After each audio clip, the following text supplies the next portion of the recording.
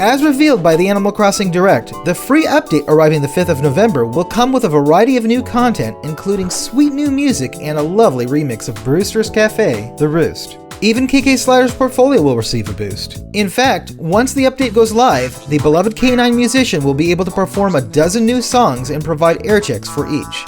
We heard excerpts from 2 of these tracks so far, but all 12 of the album covers were revealed to some degree, showing their titles for all but one. So what might we expect from these songs? Let's find out. The first is Chillwave. Despite the visuals, Chillwave is not a surfing style, but instead is an electronica genre that was made popular in the 2010s and evolved from 1980s electropop, filled with dreamy synth. It might sound something like this.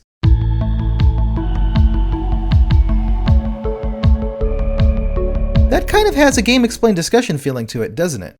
KK Bashment shows KK Slider just hanging out in a chair. Bashment is just another name for dancehall, a Jamaican style related to reggae. It's a genre that became increasingly popular with DJs. Here's an example.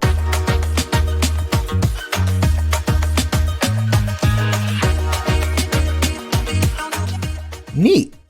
KK Break likely refers to breakbeat, an umbrella term for electronica known for having a lot of drum breaks. The snippet given to us sounds a bit like a funky hip-hop, which works fine since both funk and hip-hop have been origins for this genre. For 12 more hits, like KK Break. Just one thing though, why does Anka look as though she were painted by Salvador Dali? KK Chorinho is a promising one. Chorinho, meaning little cry in Portuguese, is a classic Brazilian lament of the 1800s. It produces a stylish acoustic sound with instruments such as guitar and flute.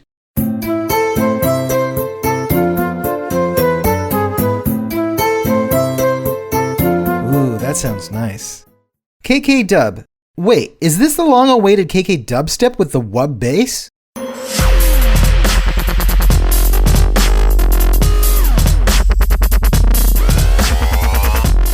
Probably not. It's more likely a reference to the Jamaican dub style that originated from reggae, much like KK Bashment.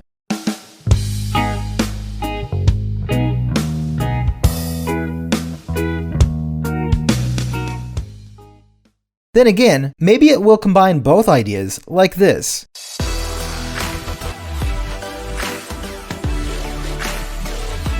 Now that's cool. KK Fuge is a nod to the German word for the classical fugue. The style was made popular by composers like Haydn and Bach, and typically played on piano, organ, or like the album cover, harpsichord. Fugue is known for interweaving 2 or more concurrent melodies, usually at different pitches, frequently echoing another.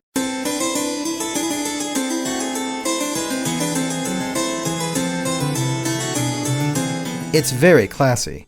KK Hip-Hop celebrates a style that originated in the Bronx in New York City. Hip-hop tends to alternate between rapping in the verse and singing in the chorus. This cultural sound also became strong in Los Angeles. Without the vocals, the track could have this feeling.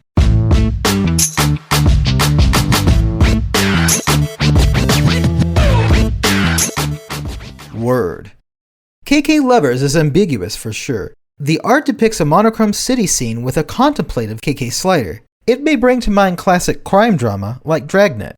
Perhaps the lovers in the title were at the wrong place and the wrong time, like in film noir. Could it sound something like this?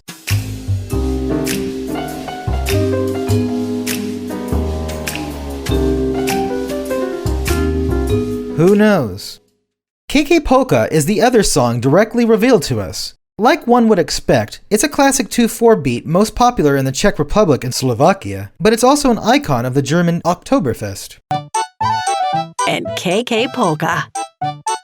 Good thing it's October.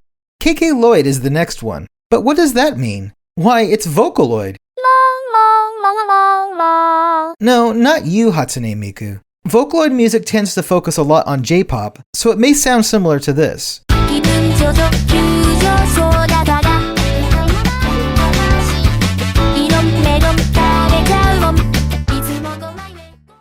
You know, Toto Keki here does look a lot like Vocaloid Kaito. KK Slack Key.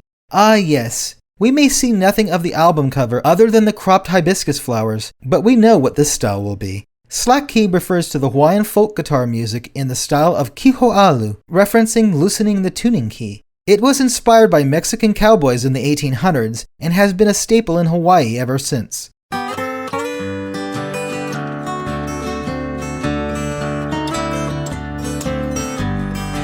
stress just melts away. There's one last song to cover, but it currently has no name revealed to us. However, the album art depicts KK Slider in traditional Mongolian garb, carrying a horsehead fiddle, an instrument similar to the Chinese erhu and known locally as the morin kur. From this, we can gather that the song likely will sound like traditional Mongolian music, perhaps even featuring the impressive throat singing that is cherished by the culture.